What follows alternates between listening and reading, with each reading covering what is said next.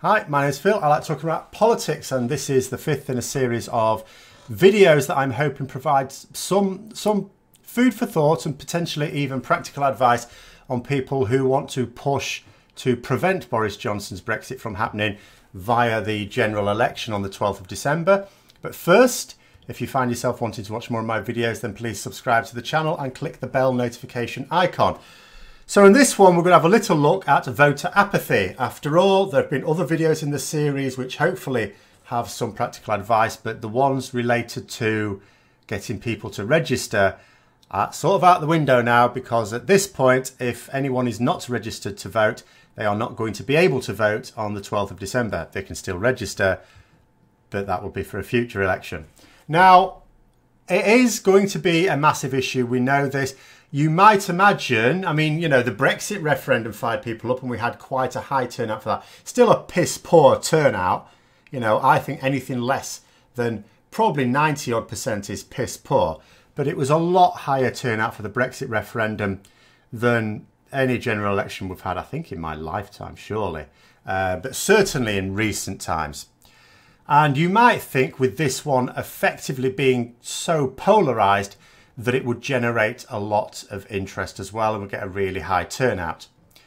This is probably not going to happen. Now, on the good side, yes, there has been a massive surge in the number of people registering to vote. This has been happening really since September, but has accelerated as we've moved towards the registration deadline. And there were a load of people registered on the final date, which is the 26th of November.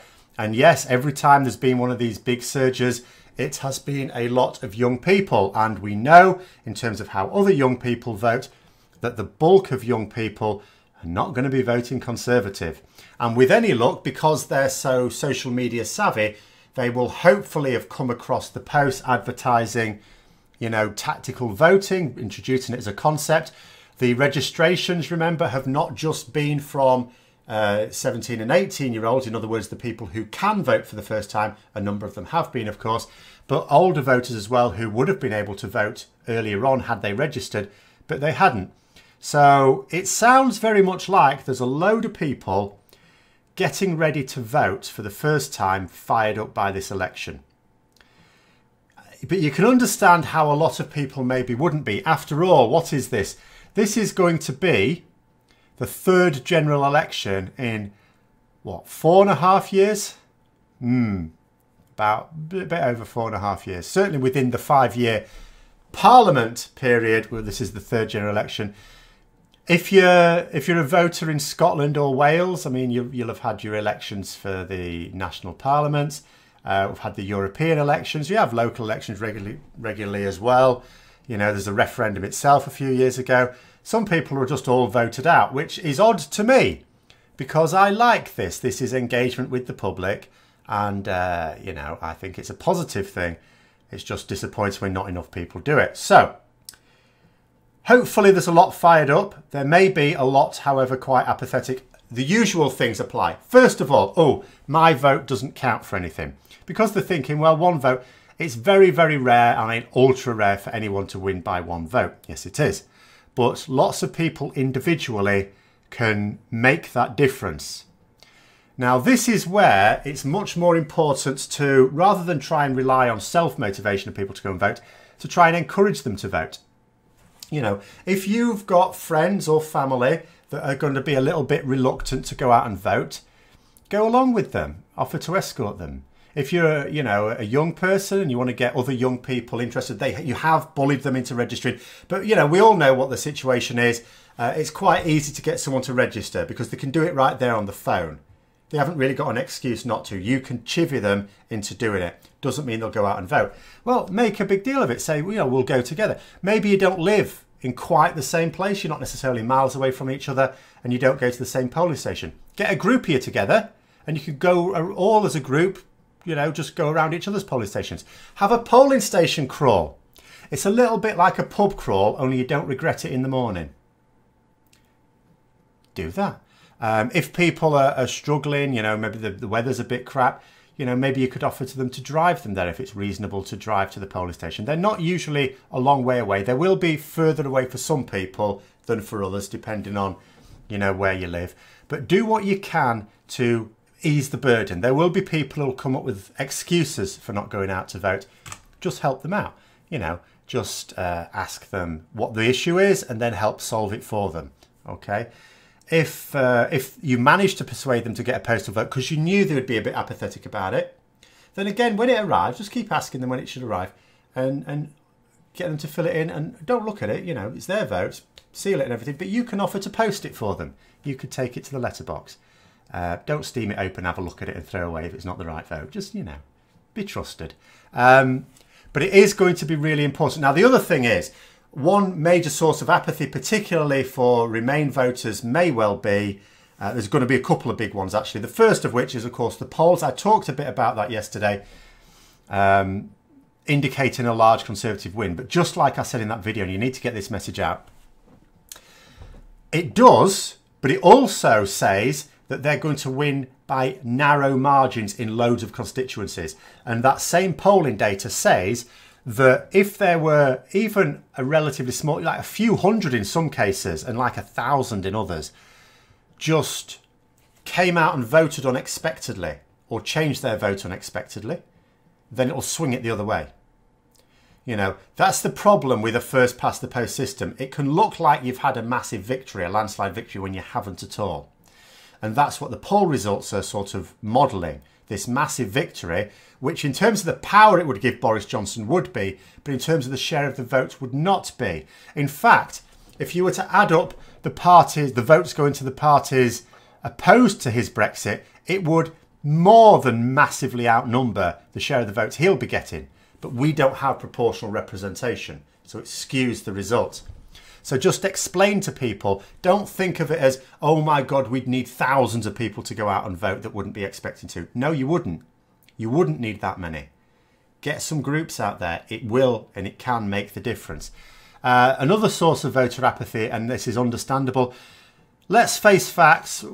You know, in terms of the Remain votes, you've got to vote tactically. If that's what you're going to vote for, obviously you can vote for whatever you want. But this particular series is about offering people advice if they want to specifically vote in the general election to prevent Boris Johnson's Brexit. In a situation like that, you are voting tactically. So let's say you're in a constituency, as many people will be, where it is between Labour and the Conservatives. In England especially, that is essentially what it's going to be in most constituencies. Now, I can see the position, people will be saying, well, I don't want Boris Johnson's Brexit, but I can't support Jeremy Corbyn. You just have to think of it this way, vote and persuade people this. Voting for Labour is not going to allow Brexit. Yes, Jeremy Corbyn wants Brexit, but he's incapable of delivering it if Boris Johnson doesn't have his majority. Because you'll notice the way Jeremy Corbyn has been dragged kicking and screaming to various positions over the last year. Yes, he's not allowed the party to go full Remain, but it has gone to the point where it now backs a referendum with Remain as an option, which he resisted very strongly.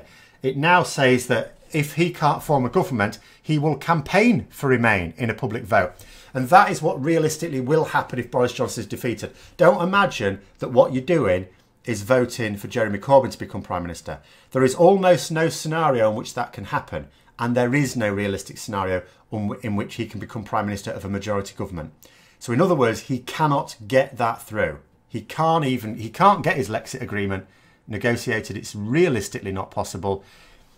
The best case scenario, if we're being realistic and not too hopeful, is that Boris Johnson will probably remain Prime Minister, but in much the same situation as Parliament exists now, well, did exist before it dissolved, in which he doesn't have the power to get his legislation through.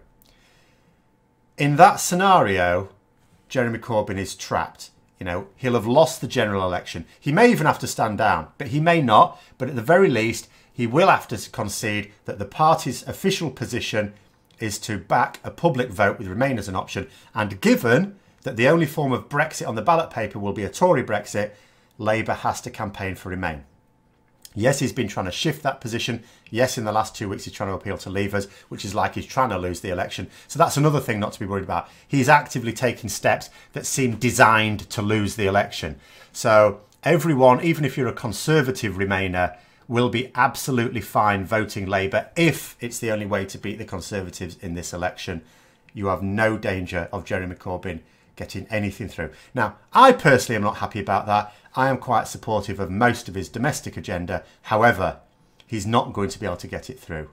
He's not going to be able to have the numbers to do it. He's incapable of building consensus even within his own party. He has zero ability, as we've seen, as has been ably demonstrated, to build consensus with other parties. He just tries to bully them. It doesn't work. He sort of gets away with bullying most of his own MPs. But not other MPs, because they don't have to take it. What's he going to do? Kick them out of the Liberal Democrats or the SNP? Don't think so, Jeremy. So hold your nose is what I would say. And persuade people of this as well. Because, yeah, the polls are not going to say that there is any realistic prospect of a Labour majority. The only party that can get a majority is the Conservatives. But also think about this. If the Conservatives get a majority, look at what Boris Johnson has been doing when he hasn't got his own way. He didn't like what Parliament were doing. He shut it down. He shut down our democracy. Then the Supreme Court told him he'd acted unlawfully. So then he threatens to shut the Supreme Court down. Last night, no, 2 nights ago, sorry, on the climate debate on Channel 4, he didn't turn up and they replaced him with an ice sculpture that slowly melted. He didn't like that. That was an affront to his ego. Do you know what he did? He threatened to abolish Channel 4 by, removing their charter to broadcast, basically. If he wins his majority, it's not just that Brexit happens. All of these things that he was threatening, he will have the power to do. Does anyone believe that he won't do them, given how extreme he's already been? He will do them. We will move into a position. He's already behaving like a dictator when he had a minority government. He was already behaving like a dictator. Imagine him behaving like a dictator when he's got the majority in Parliament and can democratically force his will on anyone he wants. Imagine that. Do you want that? And all you have to do, the only effort you have to put in, is just to walk a street or two away, go into a little hut or box or whatever, put a pencil mark in across, fold a piece of paper up and put it in a box. That's it. And that's what you need to tell other people.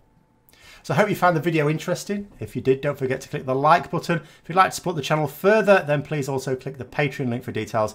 And until next time, I'll see you later.